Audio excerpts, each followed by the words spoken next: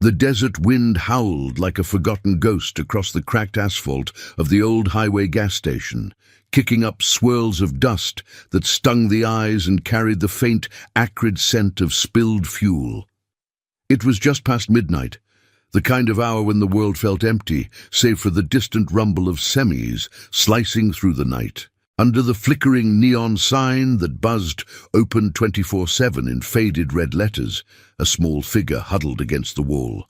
A boy no older than 8, his thin frame shivering in an oversized jacket that swallowed him whole. His knees were drawn up to his chest, and fat tears carved clean paths down his dirt-streaked cheeks. In his trembling hand, he clutched a crumpled piece of paper. The edges frayed as if it had been read 100 times already. The note was simple, scrawled in hasty pencil. "Can't take care of you anymore. Be good, Mom." No name, no explanation, just those words left pinned to his shirt like a discarded label. The station attendant, a weary man with grease-stained hands, had spotted him an hour earlier from the window of his booth. He'd called out once, but the boy hadn't moved, hadn't spoken, just stared at the horizon as if waiting for a miracle that never came. Now, the attendant paced inside, phone in hand, debating whether to dial the authorities. Out here in the middle of nowhere, help was a long ride away, and the boy's wide, terrified eyes haunted him. What kind of world left a child like this, abandoned under the stars? With nothing but echoes and emptiness, the low growl of an engine shattered the silence, growing from a distant purr to a thunderous roar that vibrated through the ground. Headlights pierced the darkness like twin beacons, cutting through the dust as a lone motorcycle pulled into the lot. The rider, a broad-shouldered man in weathered leather, killed the engine with a flick of his wrist, the sudden quiet amplifying the boy's soft sobs. Ethan Harlan, 42, with salt and pepper stubble and scars that mapped a life of hard miles, swung his leg over the bike, his boots crunching on the gravel. He'd been riding solo for hours, chasing the ghosts of old regrets along this forgotten stretch of road. The iron promise patch on his vest gleamed faintly under the neon, a symbol of the brotherhood he'd sworn to years ago, back when promises meant something unbreakable. Ethan's gaze landed on the boy first, instinct pulling him like a magnet. He froze for a beat, the air thick with the smell of cooling metal from his Harley. The kid looked up, eyes red-rimmed and pleading, and in that moment, something shifted in Ethan's chest, a crack in the armor he'd built after losing his own family to the bottle and bad choices a decade back. He approached slowly, hands visible, voice low and steady like the hum of a well-tuned engine. "Hey, little man, you okay out here?" The boy flinched but didn't run, unfolding just enough to hold out the note. Ethan's jaw tightened as he read it, the paper trembling in the wind. Abandonment. It hit him like a punch, stirring memories of his sister's kid, the nephew he'd failed to protect, before the accident that still woke him in cold sweats. Kneeling to the boy's level, Ethan scanned the empty lot, the shadows stretching long under the pumps. No car, no sign of anyone, just the boy and his note, a silent cry in the night. "What's your name, kid?" he asked gently. The boy whispered, "Noah," his voice barely cutting through the breeze. Ethan nodded, pocketing the note with care. "I'm Ethan. And listen, Noah, no one's leaving you out here alone. Not on my watch." He shrugged off his jacket, draping it over the boy's shoulders, the leather warm from the ride. It dwarfed him, but it was a shield, a promise wrapped in worn hide. Deep down, Ethan knew this wasn't just a stop, it was a pull from the past, a chance to honor the vow he'd made to himself after burying his regrets, to stand for the lost ones when no one else would. As the station attendant finally emerged, wiping his hands on a rag, Ethan waved him off with a nod. "I'll handle this. Got a crew not far behind." The man hesitated, then retreated, trusting the quiet authority in the biker's stance.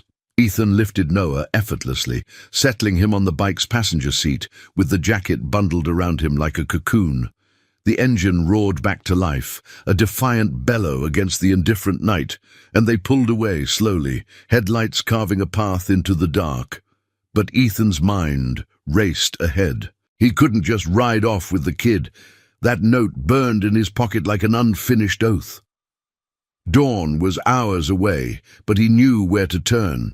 The Iron Promise compound, a ragged outpost of loyalty forged in fire and forgotten wars. His brothers, scattered but bound by blood and word, would answer the call. One lost boy, and suddenly the weight of old promises felt alive again. The road unspooled beneath them, stars wheeling overhead in a vast, uncaring sky.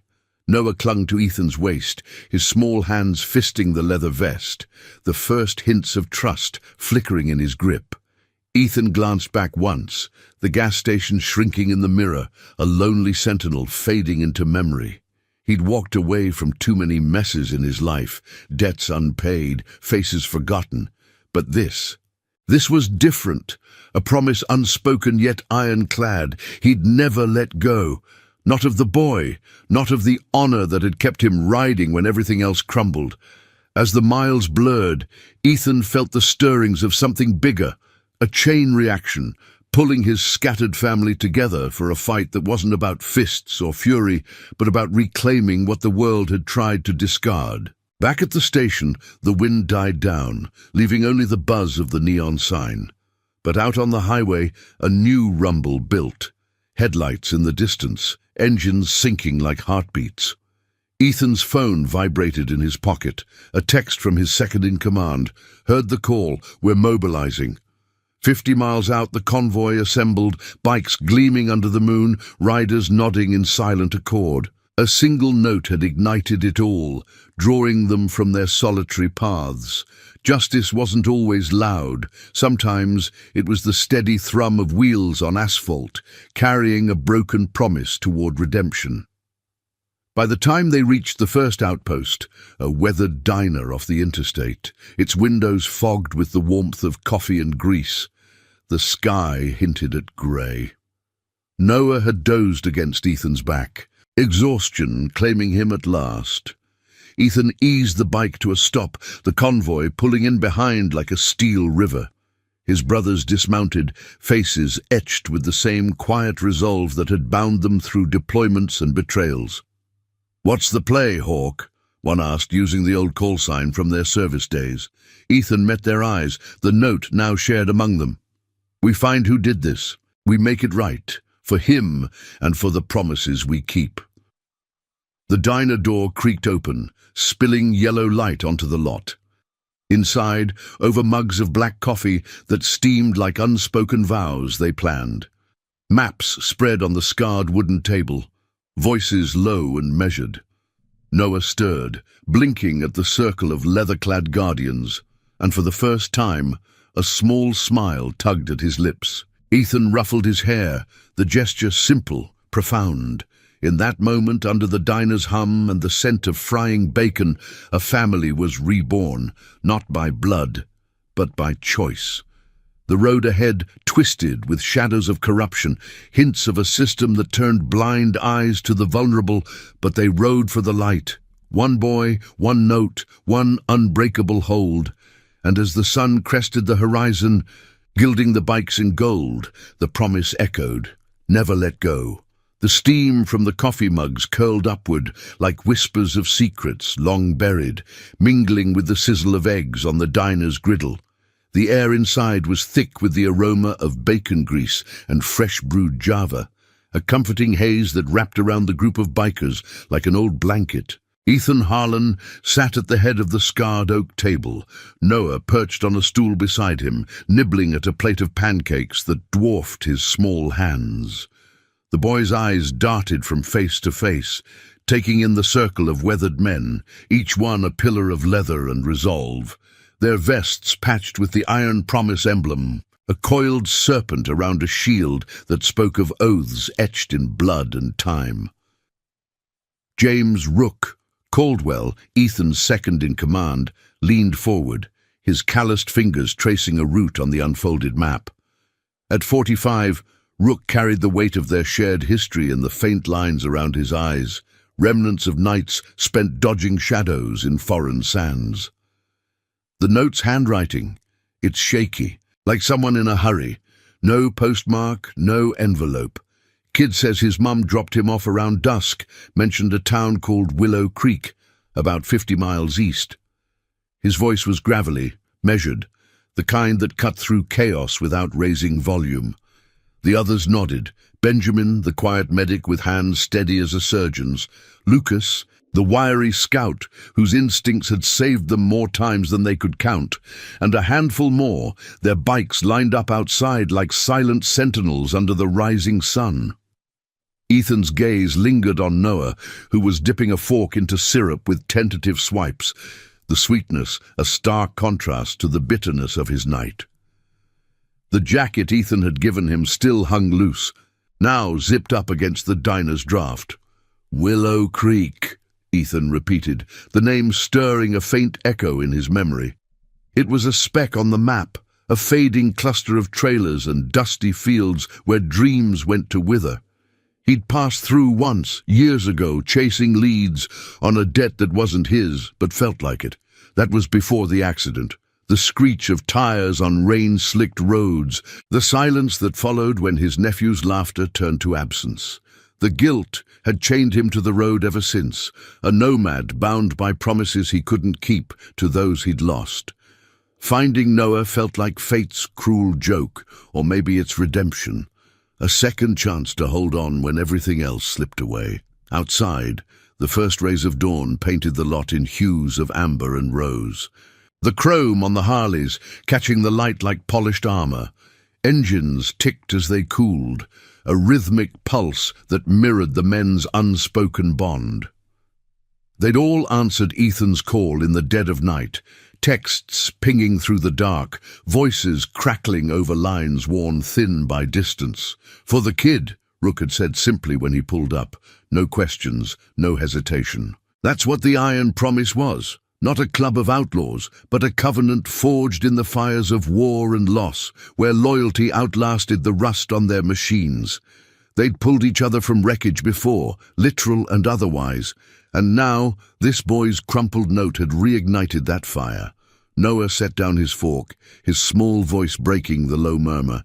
She said she'd be back, but the car just drove away. The words hung heavy, drawing sympathetic grunts from the table. Ethan's hand rested on the boy's shoulder, a steady anchor. We'll find her, Noah, or whoever's behind this. No one gets left behind, not if we have a say. It was more than a promise. It was the creed that had kept him upright when the bottle called loudest, when the shadows of his past whispered surrender. He thought of his sister, her final plea before the crash. Watch over him, Ethan. Promise me. He'd failed then, drowned in grief and denial, but the scar of that broken word had carved him into the man who stopped for strays on empty roads. Rook folded the map, his eyes narrowing as he glanced out the window. A sheriff's cruiser rolled past on the interstate, slow and deliberate, its lights off but presence heavy. Words probably out by now. Attendant might have called it in after we left. Tension rippled through the group, a subtle shift like the gathering of storm clouds. Willow Creek wasn't just any town. Whispers from old rides spoke of a sheriff's office tangled in favors. He's turning blind to the desperate for the right price. Corruption festered there, the kind that abandoned the vulnerable to the wind, much like the note pinned to Noah's shirt. Ethan's jaw set, the salt and pepper stubble catching the light. They weren't storming in with guns blazing, that wasn't their way. Justice came quiet, through truths unearthed and loyalties tested. A moral reckoning that left no room for shadows. As the plates cleared, the men rose, boots scuffing the linoleum with purpose. Benjamin knelt by Noah, checking him over with gentle efficiency. No bruises visible, but the boy's haunted gaze told a deeper story. You're safe now, champ. We've got you. Noah nodded, a spark of something like hope flickering in his eyes. Ethan lifted him onto his shoulders, the weight light but profound, and they stepped into the morning air. The sun climbed higher, warming the chill from their bones, while the convoy revved to life, a symphony of growls and pops that echoed across the empty lots. Tires bit into gravel, kicking up faint dust devils that danced in the breeze, carrying the scent of oil and open road. They rode east, a phalanx of steel and will, the highway stretching like a vein toward Willow Creek. Ethan led, Noah secured in a makeshift harness of straps and jackets, the boy's arms wrapped around his neck. The wind whipped past, tousling hair and vest fringes, a cleansing rush that blurred the line between past and present. Memories surfaced unbidden, the day he'd joined the Iron Promise, swearing on a battered Bible under a desert moon, vowing to stand for the forsaken. That oath had pulled him from the abyss after his family's loss, piece by jagged piece. Now, with Noah's breath steady against his back, it felt whole again. A bridge from regret to resolve. Miles melted away, the landscape shifting from barren flats to scrubby hills dotted with skeletal trees. Rook rode flank, signaling stops at crossroads, eyes scanning for tails. No cruiser followed, but the air hummed with anticipation, the ethical tightrope of their quest pulling taut. What if the mother was trapped, coerced by forces bigger than fear? What if the system itself was the abandoner, turning cheeks for profit? Ethan's mind churned, the note's words a mantra against the roar. Can't take care of you anymore. But they could. They would. As Willow Creek's faded sign loomed on the horizon, a pealing welcome amid wildflowers, the convoy tightened formation. The promise held firm, never let go. Not of the boy, not of the honor that bound them, not of the quiet fight for what was right in a world quick to forget. And now, I invite you to leave in the comments where you're watching from and the exact hour you heard this story. We wish to know how far these northern confessions travel and at what moments they reach you. The sun hung high over Willow Creek like a judgmental eye, casting long shadows across the town's cracked sidewalks and sagging porches. The convoy eased into the outskirts, engines throttling down to a low rumble that turned heads from every weathered trailer and faded storefront. Dust settled in lazy clouds behind the bikes, the air thick with the tang of sun-baked earth and distant rain that never quite arrived. Ethan led the pack, Noah still strapped securely against his back, the boy's small frame rising and falling with each breath of the ride. The town felt like a relic, trapped in time, boarded-up shops whispering of better days, a single traffic light swaying lazily at the main drag, its red glow flickering like a dying heartbeat. They pulled into the lot of the Willow Creek Sheriff's Office, a squat brick building with peeling paint and a flag drooping from its pole. The cruiser from the interstate was parked out front, its hood still warm, as if it had just arrived. Ethan killed his engine first, the silence amplifying the creak of leather as the others dismounted.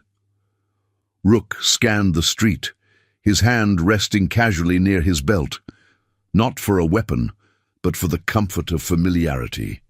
Benjamin hovered close to Noah, helping the boy down with a reassuring pat, while Lucas slipped ahead like a shadow, eyes darting to alleyways and open windows.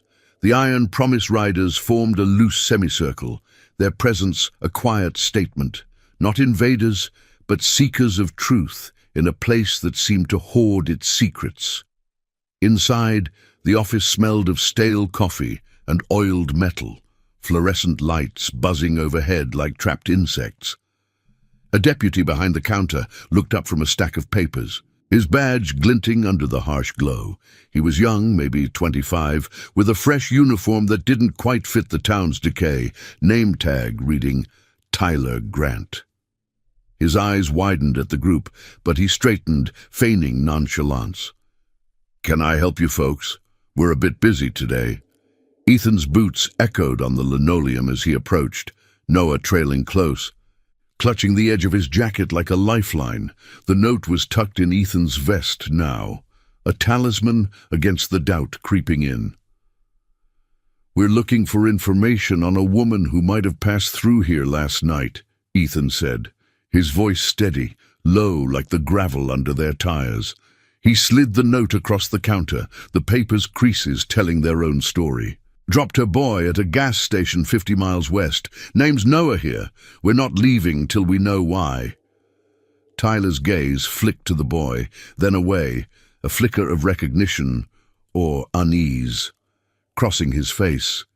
He picked up the note gingerly, as if it burned, and scanned it.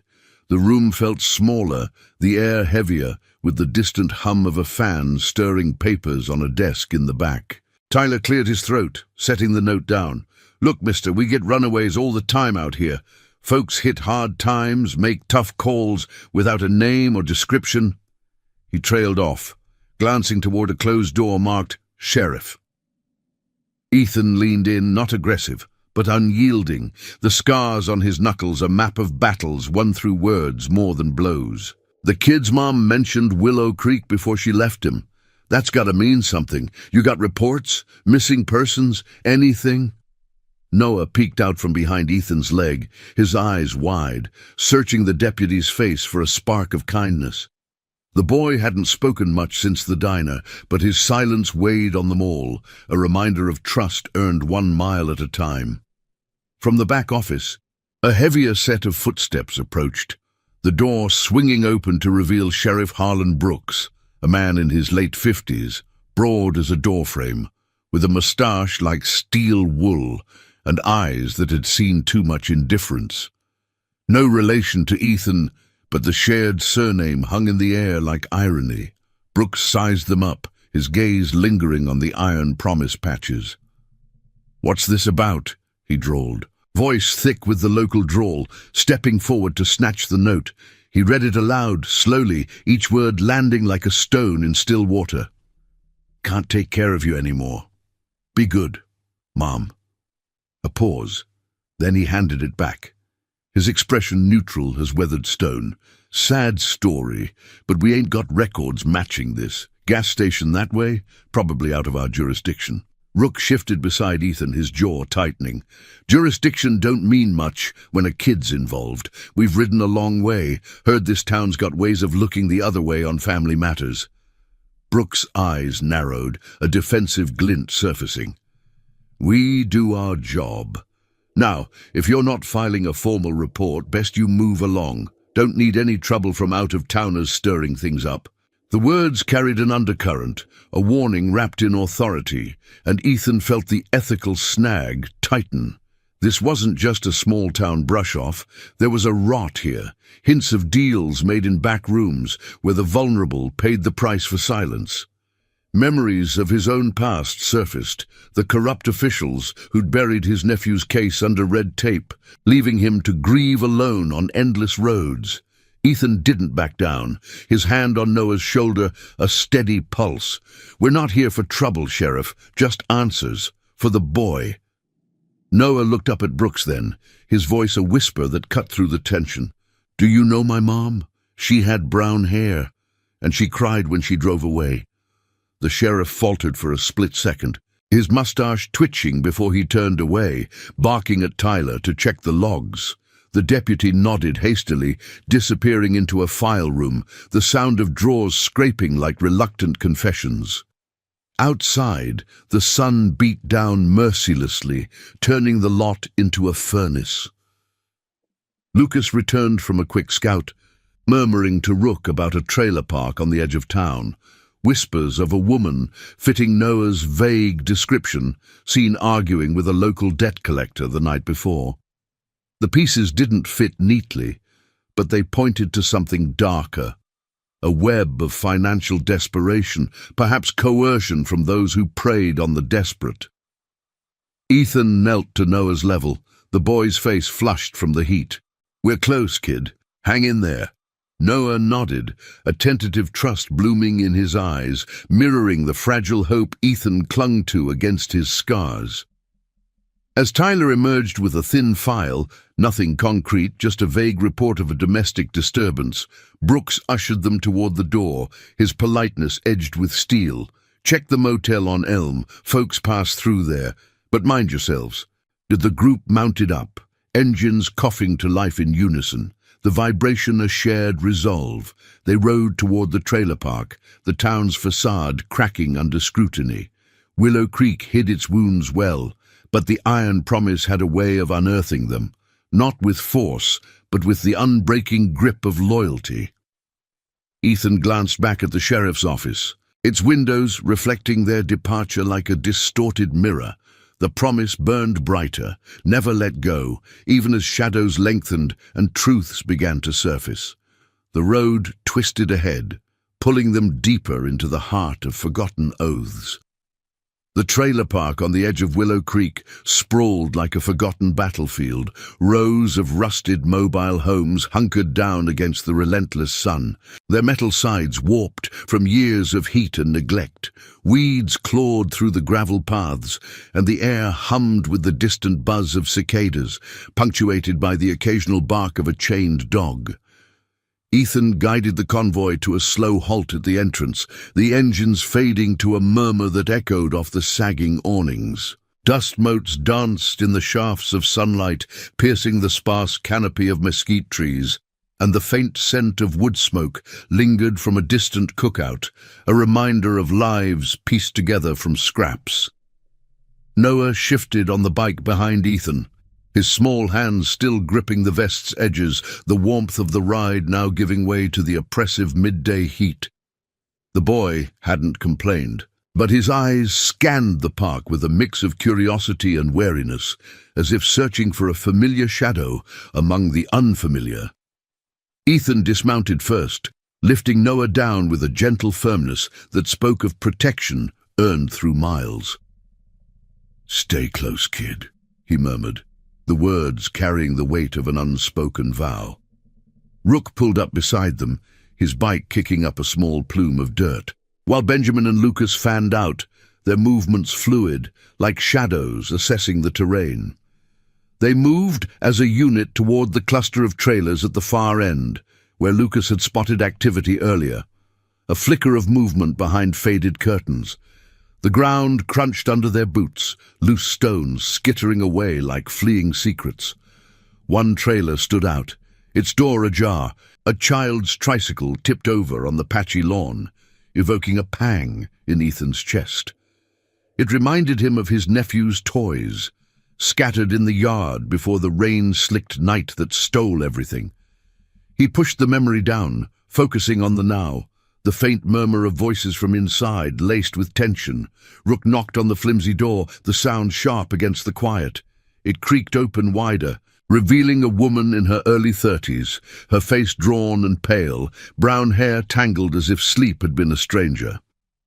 She clutched a dish towel like a shield, her eyes widening at the sight of the bikers. "What do you want?" she asked, voice edged with fear, glancing over her shoulder into the dim interior. Ethan stepped forward, keeping his posture open, hands visible. "Mom, we're looking for Noah's mother. He was left at a gas station last night with this." He held out the note, the paper worn but insistent in the light. Her gaze dropped to it, and something cracked in her expression, a flicker of recognition that twisted into anguish. She didn't take the note, but her hands trembled, the towel twisting tighter.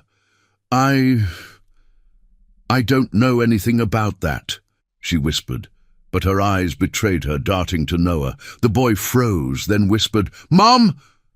The word hung in the air, a fragile bridge across the divide. The woman's face crumpled, tears welling as she knelt, pulling Noah into a fierce hug. "Oh, baby. I'm so sorry." The embrace was raw, the scent of cheap soap and desperation enveloping them, a mother's relief mingling with guilt. Ethan exchanged a glance with Rook, the pieces shifting. This was her, Lily, as Noah confirmed in a hushed rush, her name spilling out like a long-held breath. But the reunion wasn't simple. Shadows lingered in her eyes, hints of forces that had driven her to that desperate act. Inside the trailer, the air was stale, cluttered with unpaid bills, scattered on a formica table, and the faint outline of struggles etched into the walls. Lily pulled back, wiping her face, and waved them in. "It's not safe to talk out here. They watch everything." Seated on mismatched chairs that creaked under their weight, she unfolded her story in halting fragments. Debt had piled up like storm clouds, medical bills from a sick relative, a job lost to layoffs in the dying mill town. But it was worse. A local lender, tied to the sheriff's circle, had come calling, demanding payments she couldn't make. Threats followed, veiled but clear: lose the home or worse, lose the boy to better care. The night before, panicked, she'd driven to the gas station. The note her only farewell, hoping anonymity would protect him from the fallout. "I thought, if he was gone, they'd leave us alone," she admitted, voice breaking. "But I couldn't stop crying. I turned back, but you were already there." Noah clung to her side, the jacket Ethan had given him, now a bridge between them. The bikers listened in silence, the room growing heavier with each revelation. Rook's fingers drummed softly on the table, a rhythm of restrained anger, while Benjamin's medic instincts flared. He noted the signs of exhaustion on Lily, the subtle tremors of stress. Ethan leaned forward, his voice a low anchor. "This lender, who is he, and the sheriff? Does he know?" Lily nodded, fear etching deeper lines. "Harlan Brooks turns a blind eye. It's all connected, favors for silence. If I fight back, they take everything." The corruption unfolded like a dark vein beneath the town's surface, preying on the vulnerable, abandoning promises of protection for personal gain. Outside, the sun dipped toward afternoon, casting elongated shadows that stretched like accusations across the lot. Lucas stood watch by the window, spotting a pickup truck idling at the park's edge. Too casual, too watchful. "We've got company," he murmured. Tension coiled in the air, ethical dilemmas sharpening.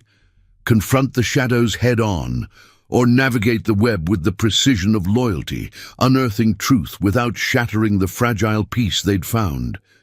Ethan met Lily's eyes, the weight of old regrets fueling his resolve. "You're not alone anymore. The iron promise. We keep our word. We'll stand with you, make this right the honorable way." As they rose to leave, planning their next move, a quiet approach to the lender's office, gathering evidence through back channels, Noah hugged his mother tighter, the boy's trust extending now to this circle of chosen guardians. The door closed behind them with a soft click, sealing the promise within. Engines roared back to life, a defiant chorus against the encroaching dusk, carrying them toward confrontation, not with fury, but with the unyielding grip of justice. Willow Creek's secrets were cracking, pulled into the light by oaths that refused to fade.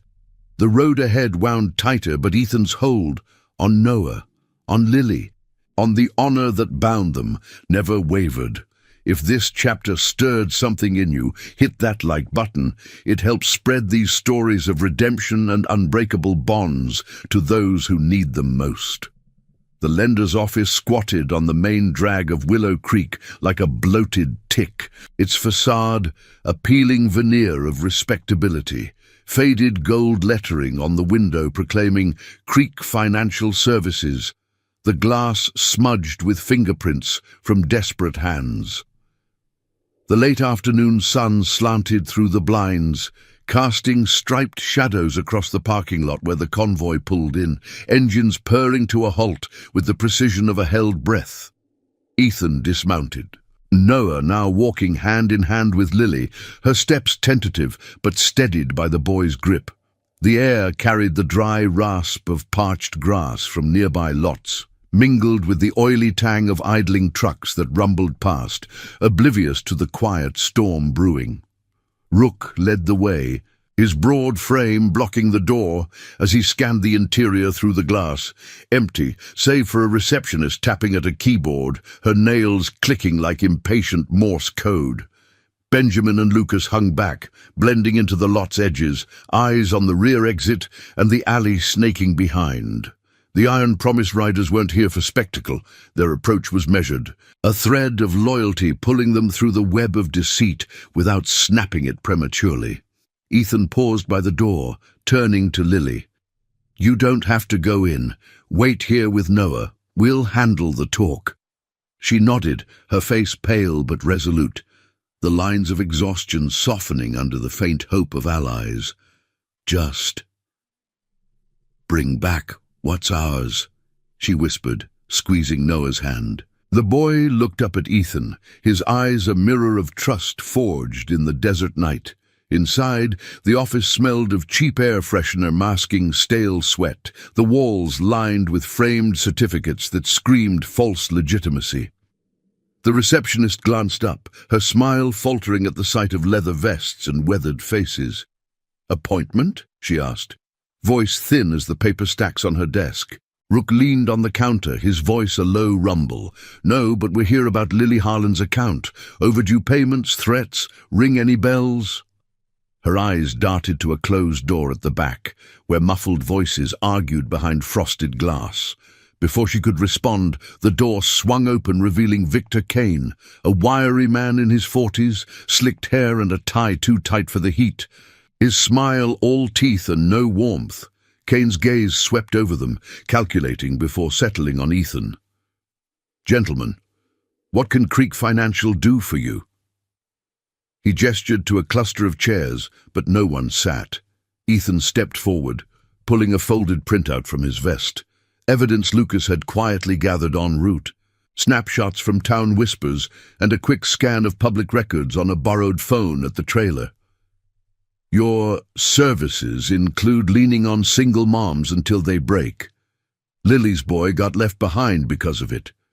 We want the ledger, every deal tied to the sheriff's office."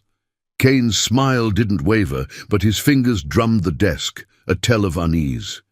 The room felt smaller, the hum of the air conditioner amplifying the tension like a tightening coil. "You bikers think you can roll in and play hero?" Kane scoffed, but his eyes flicked to the window where the convoy's silhouettes loomed. "This is business. Folks like her sign the papers. Can't pay, consequences follow. Harlan Brooks keeps the peace. I keep the books balanced." The name dropped like a gauntlet, confirming the rot Lily had hinted at, a syndicate of favors, where loans became chains and silence bought with badges. Rook crossed his arms, his presence a wall. "Peace? Abandoning a kid ain't peace, it's cowardice." Ethan's mind raced back to his own shadows, the red tape that buried his nephew's truth, officials like Kane who profited from pain. This wasn't vengeance, it was reckoning. The ethical pull of promises demanding light on the dark. Kane leaned back, steepling his fingers. "You got no proof. Walk away or I'll call the sheriff. Make this official." But Ethan was ready, sliding the printout across, dates of payments funneled through Brooks' kin. Vague threats logged in anonymous tips from locals weary of the cycle. "We got enough to start questions. Real ones, not the kind you bury." The receptionist's eyes widened, her chair creaking as she shifted, the air thick with the scent of impending fracture. Outside, an engine revved, Lucas signaling movement in the alley, perhaps Kane's muscles circling. Tension hummed, a psychological standoff where words were weapons, testing the bonds of loyalty against institutional lies. Kane's facade cracked then, his voice dropping to a hiss. "Fine. Tell Lily the debt's cleared, consider it a gesture, but stay out of Willow Creek's business." It wasn't surrender, but a retreat, the first thread unraveling. Ethan nodded once, sharp.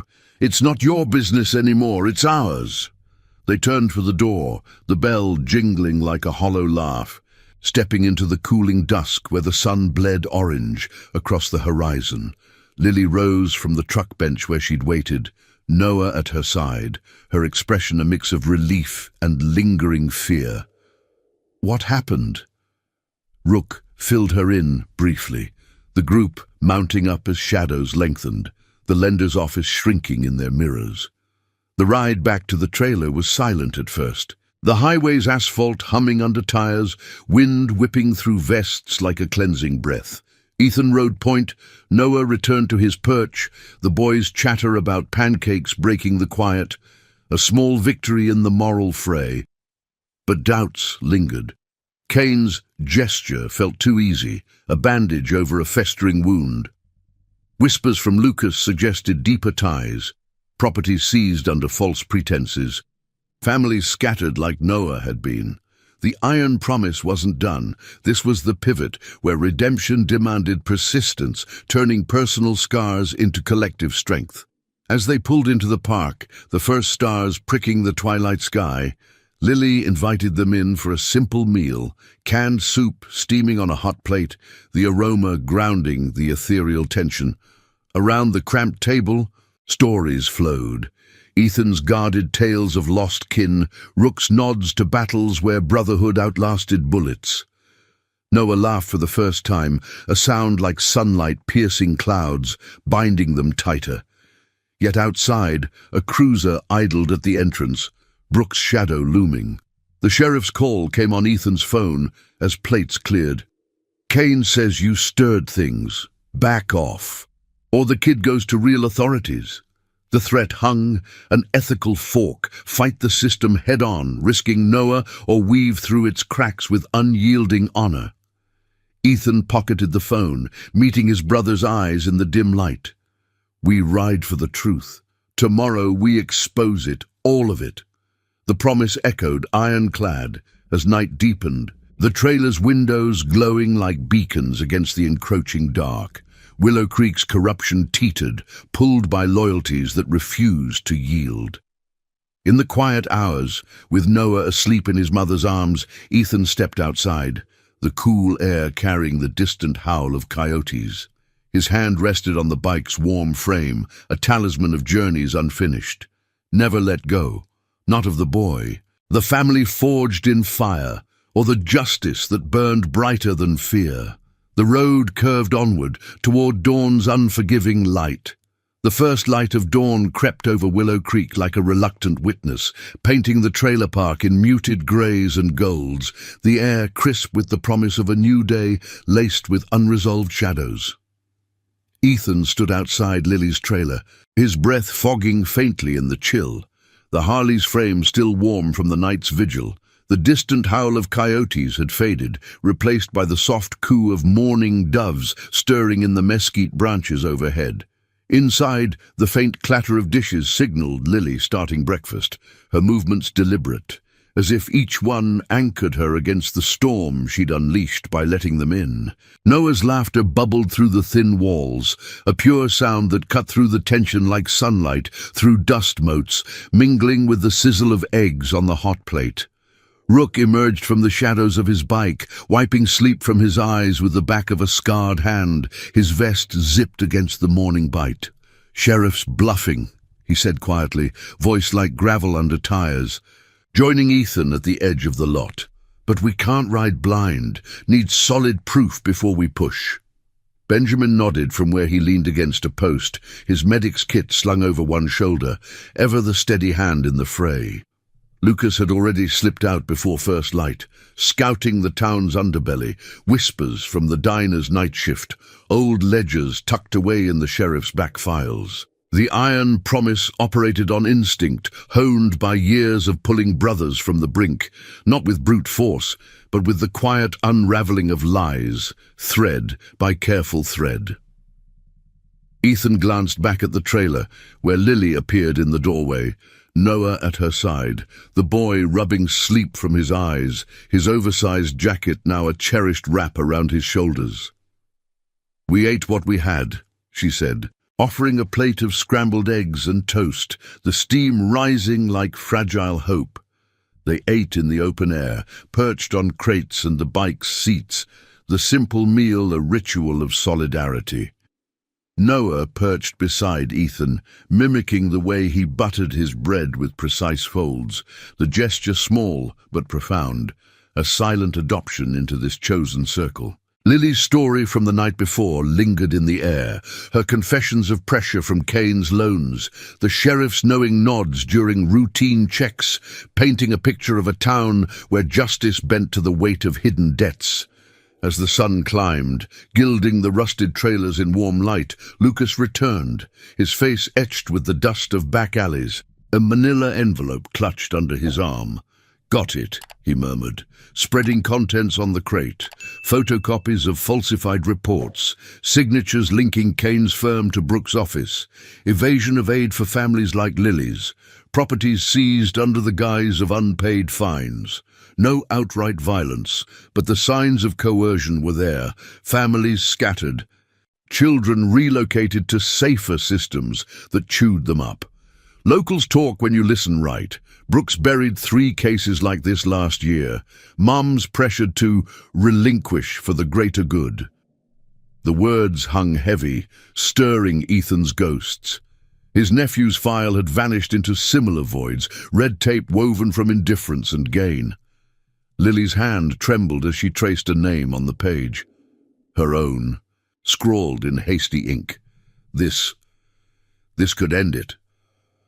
Her voice cracked, eyes meeting Ethan's, a plea wrapped in gratitude. He nodded, the salt and pepper stubble catching the light.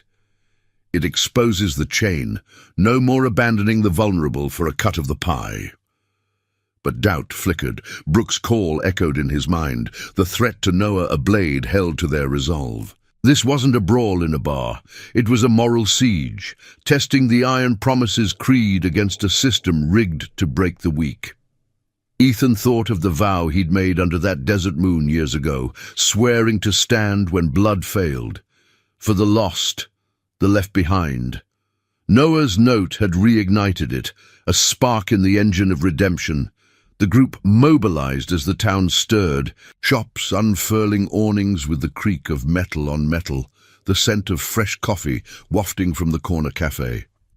They rode in pairs to avoid drawing eyes, Ethan with Lily and Noah in a borrowed truck, safer for the boy. The engines hum a steady lullaby as they headed to the old mill on the town's edge, a derelict shell where locals said Kane stored sensitive files. Rook and Benjamin took the lead on bikes, engines low and predatory, weaving through side streets lined with wildflowers nodding in the breeze. Lucas trailed, eyes on mirrors for tails.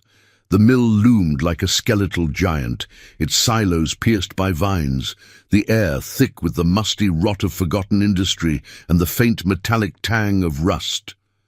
They parked in the overgrown lot, weeds whispering against the tires, and approached on foot, boots silent on the cracked concrete.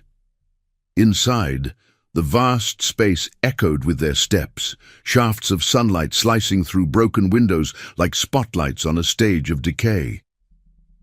Dust swirled in eddies, disturbed by the intrusion, and the distant drip of water marked time like a hesitant heartbeat. Rook found the office first, a padlocked door splintered under careful leverage, no alarms blaring, just the quiet violation of secrets. Files spilled from cabinets like confessions, ledgers detailing kickbacks, notes on arrangements with Brooks, debts inflated, families coerced into silence or surrender. One entry chilled them, a plan for Noah, post-abandonment, to be funneled into a distant foster net tied to Kane's associates, a profit chain disguised as mercy. Ethan's jaw tightened, the papers heavy in his hands, each page a betrayal of the oaths officials swore. Lily gasped at her name again, linked to threats unspoken but implied, lose the boy or face eviction. Noah, wide-eyed in the dim light, clutched her leg, the scene etching deeper into his young trust. "We take this to the state line," Ethan said, voice a low vow. "Bypass the local rot. Let higher eyes see it." But as they gathered the evidence, a engine growled outside, gravel crunching under heavy tires. Brooks' cruiser flanked by Kane's pickup, blocking the exit. The sheriff stepped out, shotgun casual in his grip. Not raised, but present, a psychological prod. Knew you'd poke where you shouldn't. Hand it over and walk away clean. Tension coiled like a spring, the air electric with the scent of oil and confrontation. Rook's hand hovered near his side, Benjamin shielding Noah and Lily behind a rusted beam. Ethan faced Brooks across the threshold, files tucked under his arm. The moral divide stark in the slanting light. Clean! You've dirtied this town long enough. For what? Pockets lined while kids like him pay. Brooks' eyes hardened, mustache twitching, but a flicker of unease betrayed him. The evidence's weight pulling at his facade. Kane hung back slick as ever, but his earlier bravado wilted under the biker's unyielding stares. No shots fired, no fists thrown. It was a standoff of wills, the ethical precipice sharp. "This goes public, you're done," Ethan pressed, voice steady as the road they'd ridden. Brooks hesitated, the shotgun lowering a fraction, the system's cracks widening under loyalty's glare. "You don't know what you're stirring," he muttered, but backed toward his cruiser, Kane following suit. Engines revved, taillights fading into the dust, a retreat born of cornered fear. The group exhaled, the mill's echoes swallowing the moment, victory tentative but real, a step toward unraveling the web. Back on the highway as noon approached, the convoy reformed, files secured in waterproof pouches, the wind a triumphant rush through vests and hair. Noah waved from the truck window, his smile brighter, the note's shadow lifting like morning mist. Lily's hand rested on Ethan's arm during a fuel stop, her whisper grateful, "You gave us back our chance." But Ethan knew the road wasn't clear. Brooks would circle, corruption's tendrils deep. Yet in that miles-blurring ride, with brothers flanking like iron walls, the promise held, redemption not in destruction, but in the unbreaking hold of honor. Pulling light from the darkest turns, Willow Creek receded, but the fight curved ahead toward a dawn where oaths endured. The highway unfurled like a ribbon of salvation under the midday sun, the asphalt shimmering with heat waves that distorted the horizon into a mirage of promise. Ethan rode at the forefront, the Harley's engine a steady thrum that vibrated through his bones, carrying the weight of the manila envelope strapped securely to his tank bag. The wind rushed past, whipping the fringes of his vest and tousling the salt and pepper strands escaping his helmet, laced with the clean scent of sagebrush from the rolling hills flanking the road. Behind him the convoy stretched, a steel serpent of loyalty. Rook and Benjamin flanking the borrowed truck where Lily clutched the wheel, Noah's face pressed to the window, his small hand waving intermittently like a flag of newfound security. The dust from their tires trailed in fading plumes, a visual echo of the shadows they'd stirred in Willow Creek. Miles clicked by, the landscape shifting from barren scrub to open plains, dotted with wildflowers nodding in the breeze, their petals a burst of defiant color against the earth. Ethan's mind replayed the mill's dim confines, the rust-flecked files spilling truths like buried bones, Brooks' retreating silhouette in the doorway, shotgun lowered not by force but by the glare of unassailable right. It wasn't a clean win. The sheriff's parting glare promised retaliation, a coiled threat slithering beneath the surface. But the evidence burned in Ethan's possession. Ledgers of graft, signatures linking Kane's predatory loans to Brooks' badge, a chain of abandonment forged in backroom deals. For every family like Lily's, pressured to shatter under financial nooses, these pages were a key to freedom, a moral hammer against the corruption that feasted on the forsaken. At a roadside pullout, shaded by a lone cottonwood tree whose leaves rustled like whispered confidences, the group halted. The engine sighed into silence, the sudden quiet amplifying the distant call of a hawk wheeling overhead, its cry a piercing note of vigilance. Lily eased the truck to a stop, Noah tumbling out to stretch his legs on the gravel, kicking at pebbles with the unburdened energy of a child reclaiming his world. She approached Ethan, her steps lighter now, the tangles in her brown hair catching the sunlight like threads of resolve. "I never thought strangers would become this." she said, gesturing to the circle of bikers dismounting, their boots crunching in unison. Ethan removed his helmet, the cool air brushing his stubbled jaw, and met her eyes. Eyes that mirrored his own scars, etched by loss and the grind of survival. We're not strangers anymore. Iron promise means we choose our fights, our family, you and Noah. You're in it now. Rook joined them, unfolding a weathered phone to snap photos of the files, his fingers steady despite the stakes. State Attorney's office is 2 hours north, cleaner than local channels. We'll courier this. Anonymous drop. Let the light do the work. Benjamin knelt by Noah, offering a candy bar from his kit, the wrapper crinkling softly as the boy unwrapped it. Chocolate smudging his grin. Lucas scanned the horizon through binoculars, ever the sentinel, confirming no tails in the rearview waves. The air hummed with purpose, the faint aroma of cooling metal from the bikes mingling with the earthy perfume of the plains. Ethan felt the pull of his past easing. The ghost of his nephew's laughter no longer a spectre, but a guide, pushing him to honor the vow he'd broken once, to protect what the world deemed disposable. As they remounted, the convoy surged forward, the engines harmonizing in a low growl that built to a roar, tires gripping the road with renewed fervor. Noah chattered from the truck, his voice carrying snippets over the wind. "Mom, did you see the hawk? Like in the stories." A bridge from fear to wonder. Lily's grip on the wheel loosened, her shoulders relaxing into the rhythm of the ride, the trailer park's confines fading like a bad dream.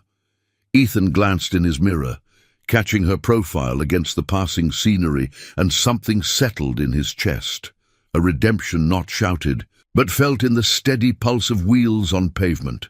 The accident that had stolen his family, the bottle's numb escape, the endless miles chasing absolution, they converged here, in this phalanx of chosen kin, turning personal ruin into collective strength. By late afternoon, the state line blurred into view, a nondescript checkpoint where the air grew cooler. Laced with the promise of pine from distant mountains, they veered off to a quiet postal depot, its facade unassuming under a sign flickering in the breeze. Rook handled the drop, sealing the envelope with tape that whispered finality. No return address, just the weight of truth inside. "It's done," he said upon returning, mounting his bike with a nod that spoke volumes. No fanfare, no triumphant horns. Justice in their world was a quiet handoff, the kind that toppled empires without a single shot. As they pulled away, the depot shrinking in the mirrors, Ethan felt the iron promise emblem on his vest, warm against his skin, a talisman of oaths unbroken. The ride homeward stretched into evening, the sun dipping low to paint the sky in strokes of crimson and indigo, stars pricking through like emerging hopes. They stopped at a roadside diner much like the first, its neon sign buzzing welcomingly, the scent of grilled burgers and fresh pie wafting out. Inside, over plates of simple fare, stories wove tighter bonds. Rook recounting a deployment where a single promise saved a squad, Benjamin sharing tales of mending more than wounds. Noah, wedged between Lily and Ethan, laughed at the biker's gravelly jokes, his note long folded away like a shed skin. Lily's eyes shone, gratitude unspoken but profound, her hand brushing Ethan's in a fleeting thanks that sealed their circle. Word came via text as dessert arrived. Preliminary inquiries launched, Brooks and Kane under scrutiny, the web beginning to fray. Willow Creek would change, slowly, as truth surfaced like dawn over the desert. Ethan stepped outside into the cooling night, the diner's glow spilling onto the lot where bikes gleamed under the moon.